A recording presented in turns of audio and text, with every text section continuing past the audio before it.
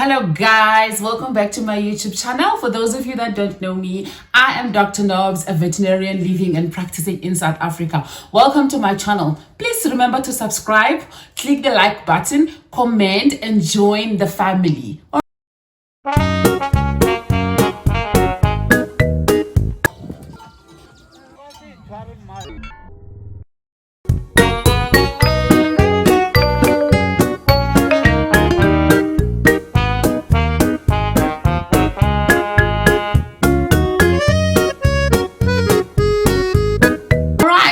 Into today's video, as you may have seen on the topic, today we're going to talk about 5 steps to responsible pet ownership. Did you guys know that in South Africa, according to the Animal Protection Act 71 of 1962, causing unnecessary suffering to any animal, including pets, is actually a criminal offense? It can land you in jail. You know those things that we go around saying, the SPCA hates us, they come and take our dogs, they come and do that and they come and do that. There are ways to avoid all of this. And this is by making sure that your animals are properly cared for, guys. Okay? I know it's not easy for everyone out there, but prioritizing these 5 steps that I will be talking about, is the first step, or one of the many ways to ensure that your animals are well cared for. Okay, what do I mean by prioritizing these 5 simple steps? Okay, these 5 simple steps are simple things that are actually 5 steps or 5 principles that are known as the 5 freedoms. Okay, ensuring all of this will help ensure that your animal is better cared for and well looked after, and that their well-being is at least being considered by you as a pet owner. All right, so let's get into it. What are these 5 freedoms? Okay, the first one is freedom from hunger and thirst. Okay, guys, what does this mean? It's just as it says. You need to make sure that your animal is well provided for in terms of food and clean water. So if you're gonna go out there and get a pet for yourself or for anyone else, which is what I don't agree with, no one should be getting pets as gifts or presents for anyone unless you are part of that family, and you will be able to ensure that these 5 simple freedoms are at least taken care of. All right, so freedom from hunger and thirst, just as it says, you need to be able to be financially responsible and available and be able to buy food and make water available for this animal. Okay, the second one is let's get into it. The second one is freedom from discomfort. Okay, they deserve to be comfortable. This means you need to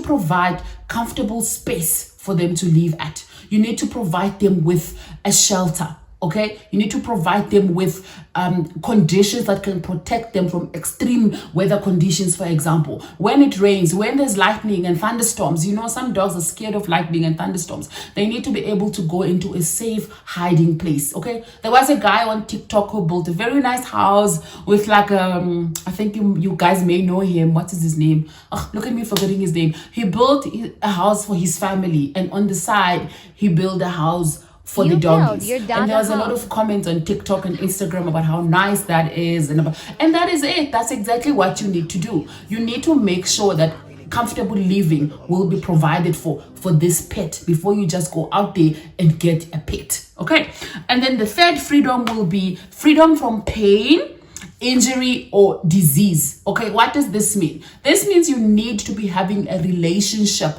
with your local veterinarian. Okay, I'm talking about people who are near veterinarians here. Okay, at this point, there are people who are in the deep in the rural areas that may not be able to have a relationship with a local veterinarian. Okay, but guys, things are changing. Soon you may be able to do an online consult or things like that. And I hope that this video will still be relevant for you. And you need to understand that you need to have a relationship with your local veterinarian. Your animal needs to go for their annual checkups. When they're sick or when they're injured or when they're not being themselves, you need to know where to take them. Okay, which is a doctor. When your child is sick, when you are sick, you make all means possible to go to the clinic and go to the doctor. Unfortunately, getting a pet, that pet counts as one of your children. So you need to be able to provide for that pet in terms of healthcare, especially even those that are not next to veterinarians.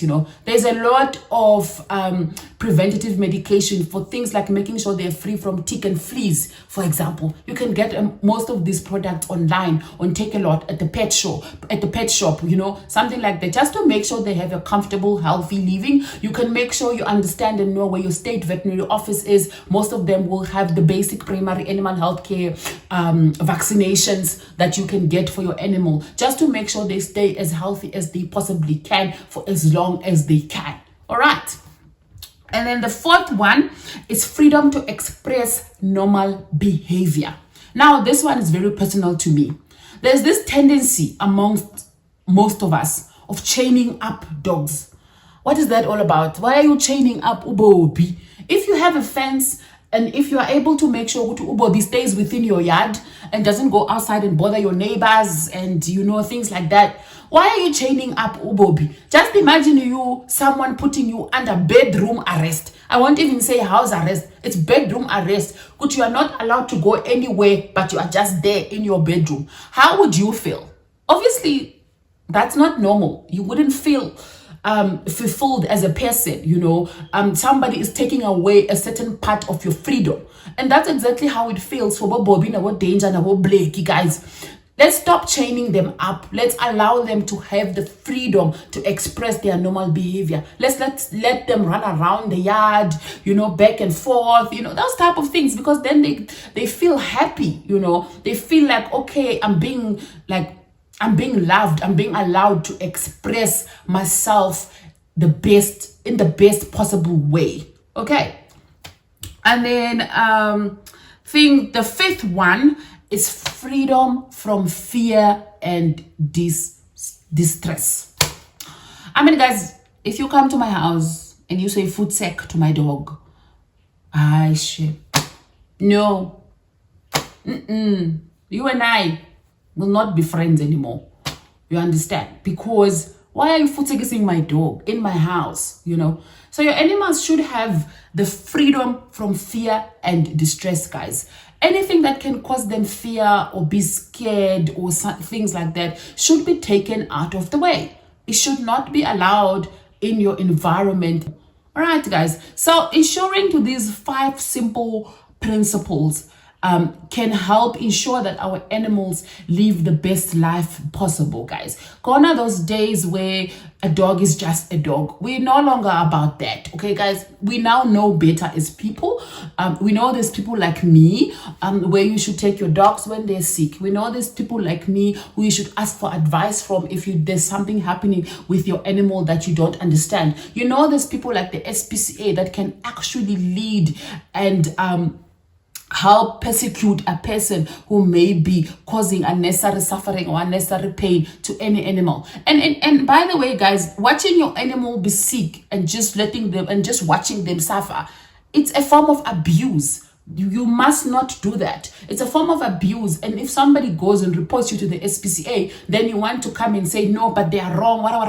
They're getting involved in my business. They are not wrong. Watching your animal be sick, watching your animal vomit, have diarrhea, and you just sit there and you're doing nothing. Watching your animal have this big lump on its skin and you're doing nothing. You're just sitting there and watching. That's not normal. Whatever is not normal behavior or normal thing on your animal's skin, or if your animal is injured or was hit by a car, or if somebody cut off its tail, or somebody did something to injure it, you need to get it the help that it needs. All right, so that's where things like pet insurance as well become very important. For people that are able and people that can and people that are very close to veterinarians, I would highly advise that you look into pet insurance so that you are able to provide for this animal's medical need or health needs that it may have one today, tomorrow, or somewhere in the future.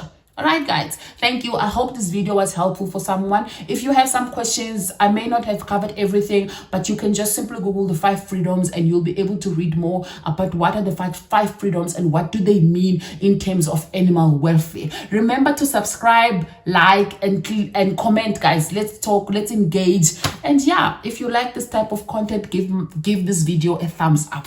Thank you, guys. See you next week. Bye.